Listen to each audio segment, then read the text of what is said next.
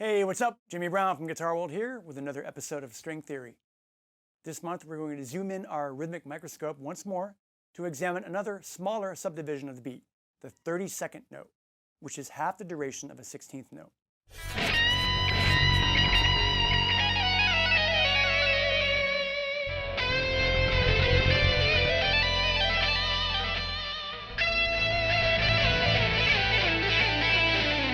In the same way that you can divide a bar of 4/4 meter into 2 half notes, 4 quarter notes, 8 eighth notes, or 16 sixteenths, you can likewise divide it into 32 32nd notes, or 8 notes per beat. 8 times 4 equals 32, right? While not as common as 8th and 16th notes, 32nd notes are nonetheless a worthwhile subdivision to study, as they have been used to great effect in countless songs, in such styles as metal, prog, hip-hop, R&B, jazz, fusion, and classical. Typically at slower tempos, where there's more time and space between each beat in which to fit these smaller, faster rhythms. Indicated by 3 beams, or flags, 32nd notes offer an additional dimension of rhythmic possibility and expression, and can be used to create great intensity, depth, and phrasing variations within a melody or groove. And by slowing down the tempo, you needn't be a virtuoso shredder to be able to play and take advantage of this fine rhythmic subdivision. Let's start with a get-to-know-you exercise, played at a laid-back tempo and using only one note, the open G string, which we'll pick repeatedly so that we can focus entirely on the rhythm.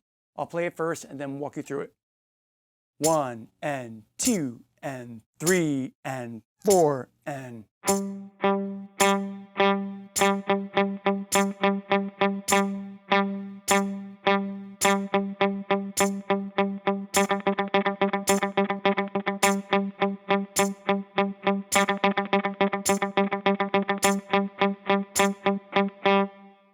Okay, we begin by picking eighth notes with downstrokes, 1 and 2 and then on beat 3, we double up the rhythm to 16th notes, but continue picking downstrokes, which isn't hard to do at this tempo.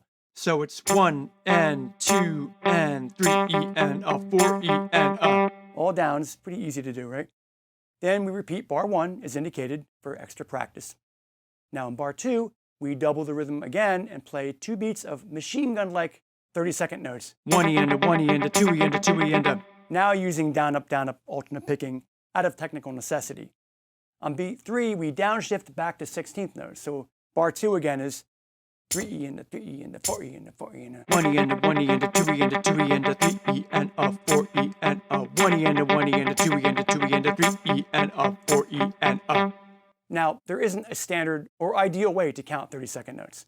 Most school drummers will tell you that they'll just use the 16th note counting template of 1 E and a 2 E and a, etc., and play 2 notes per count without syllabizing the extra note. Although doing that does maintain a foundational counting structure, and being able to count a rhythm is not a prerequisite to being able to play it, right? Which you can do strictly by ear. I personally find that approach a little bit lacking in completeness in terms of being able to mentally tag every 32nd note and its location in the metric grid and determine where exactly it should fall in relation to the beat. Say when you're sight reading, you're trying to figure out what exactly is this rhythm. And so I prefer to cheat a little bit here and bend the rules. I do this by doing what I call double time counting and repeating the 16th note counting grid for each beat. Like this, I'll go 1 E and a 1 E and a 2 E and a. Okay, so we're in bar 2, it's 1 E and a 1 E and a 2 E and a 2 E and a 3 E and a 4 E and a 1 E and a 1 E and a 2 E and a 2 E and a 3 E and a 4 E and a. Looking at figure 1, you'll see that I've indicated the double time counting in italics. Mind you, this is not an ideal solution either, as it causes you to momentarily deviate from the foundational 16th note counting scheme. But I find it most helpful in terms of being able to quantify and figure out the placement of each 32nd note using a familiar syllable. The next step is to become well acquainted with the sound and appearance of various combinations of 8th, 16th, and 32nd notes, and get some practice shifting rhythmic gears, so to speak, transitioning from one subdivision to another while keeping a steady pulse. Figure 2 is an exercise designed to help further this goal. Again, we're going to use just the open G note so we can focus entirely on the rhythm. I'll play it all the way through, again repeating each bar, then I'll break it down for you, 1 bar at a time. 1 and 2 and 3 and 4 and 1 and 2 E and a 3 E and a 3 E and a 4 E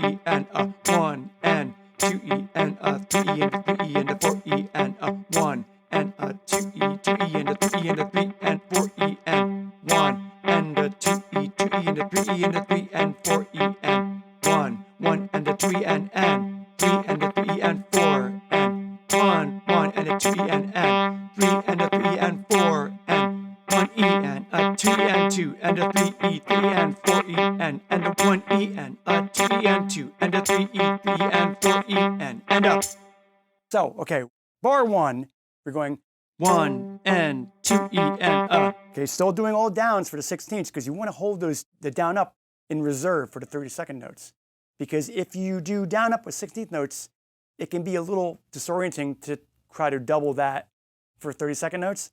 So, and typically you're doing this at a slow tempo. So you're going 1 and 2 E and a 3 E and a 3 E and a 4 E and a.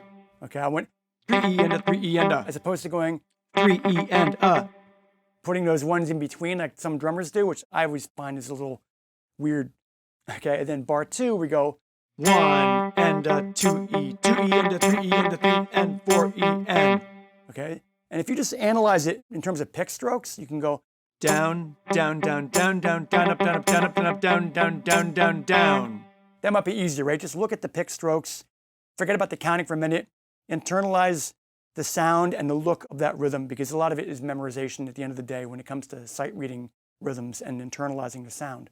And then the next line, bar 3, 1, 1 and a 2 E and 3 and a 3 E and 4 and 1, 1 and a 2 E and 3 and a 3 E and 4 and. Okay, and just looking at the pick strokes, it's down, down, down, up, down, up, down, down, down, down, up, down, up, down, down, down. You know, if that helps you, just do it that way and don't fuss over all those counting schemes. And then finally, bar 4, 1 E and a 2 E and 2 and a 3 E, 3 and 4 E and a 1 E and a 2 E and a 3 E, 3 and 4 E and a. We get 2 30-second notes and a at the end. Today's final exercise, figure 3, provides an additional and more challenging study for sight reading and internalizing some of the many possible 30-second note rhythms, with some rather complex and tricky sounding upbeat syncopations introduced. And we haven't even begun using ties, 30-second rests, or dotted 16ths yet, which we'll check out next time. Here's figure 3. 1 and 2 E and a 3 E and a 3 E and a 4 E and a 4 E and a 1 E and a 1 E and a 2 E and a 2 E and a 3 E and a 3 E and a 4 E and a 4 E and 1 E and a 1 E and a 2 E and a 2 E and a 3 E and a 3 E and a 4 E and a 4 E and. That was some tricky stuff there, but imagine just one note, right? I can get so tricky with one note. So counting, we're going to go 1 E and a 1 E and a 1 E and a 1 E and a. And then on beat 2, we're going to go 2 E and a 2 E and a. So beat 1 is 1 E and a 1 E and a. Beat 2 is 2 E and a 2 E and a. Beat 3, we have a chain of upbeat notes. We have a 30-second note and then 3 16ths in a row. So we go 3 E and a 3 E and a. 3 E and a 3 E and a. 3 E and a 3 E and a. And then beat 4, a similar thing, except it ends with a 16th note. We go 4 E and a 4 E and 4 E and a 4 E and. So looking at just beats 3 and 4, we have 3 E and a 3 E and a 4 E and a 4 E and 3 E and a 3 E and a 4 E and a 4 E and. Okay, so that was our introduction to 30-second notes. Until next time, keep practicing these exercises slowly and work on playing and counting through them one beat at a time as needed. The payoff will be well worth the time spent. I'm Jimmy Brown. Thanks for watching. See you next time.